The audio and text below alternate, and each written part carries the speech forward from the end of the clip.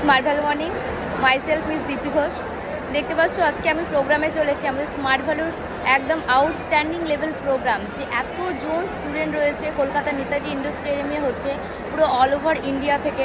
তো এখানে এসে সব থেকে বেশি একটা জিনিস ভালো লাগছে যে এখানে সব ধর্মের বলো, সব কাস্ট বলো, সব মানে তোমার এখানে বিভেদ নেই যে এ করতে পারবে, এর লুক নেই, এ নেই, এ নেই, সকলে মিলে করতে পারবে।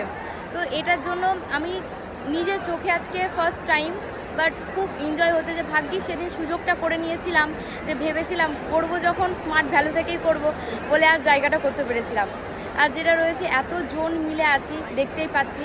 যারা বলে যে হচ্ছে না, হবে না, হয়নি, তাদের জন্য এটা বলবো যে হচ্ছে, হবে, হবেই।